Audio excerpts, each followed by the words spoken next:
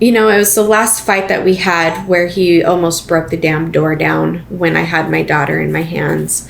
And that I couldn't do that anymore. So he got home. I had started making this plan with this Mark guy to come and meet him. And that was my first, start to get away, attempt to really kind of, get away, This Mark guy was going to come to your guys' house? No, I was going to go to his house. And just not go back. And not go back. Yeah. I was like, it was so weird. It was a plan. You were I was like, how is...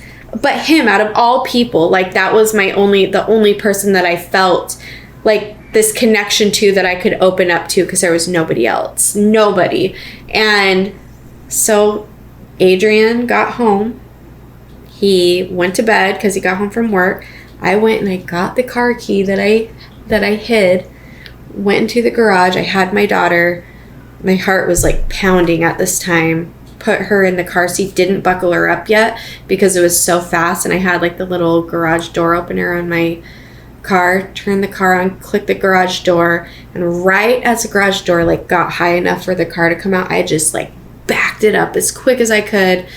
And I remember putting it in park, and I turned around to quickly buckle my daughter up, and I turn around and he's running at me the lights are on him. Tell me the doors are all locked. Oh, everything is freaking locked at this point. He's running at me in his boxers, his eyes are just fucking huge, and I'm and I think that's when I locked the door. And he jumps on the hood, and he just looks at me, and he's moving slowly to the side, and he's open up this fucking door, da da da.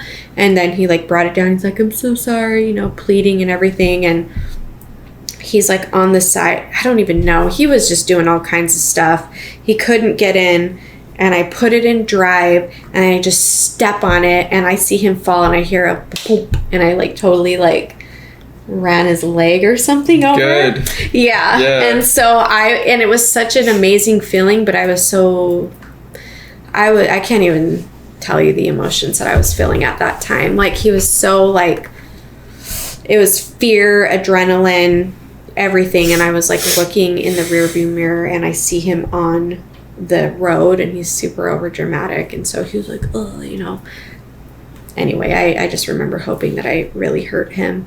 First time I ever had the balls to do something like that.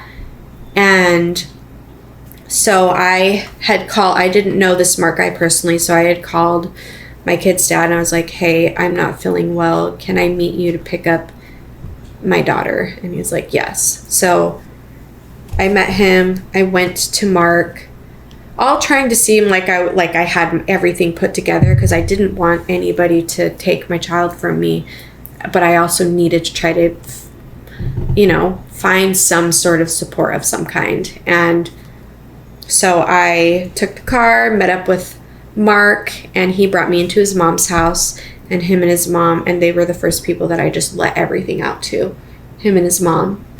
And they totally took me in, and they're like, we need to get you away from him. We need to get your stuff, and we need to move you out. And I just created this friendship with this guy online, and then I'm meeting him in person, and he was so kind to me, and his mother was so kind to me, and they were the ones that helped me to get away from him at first. But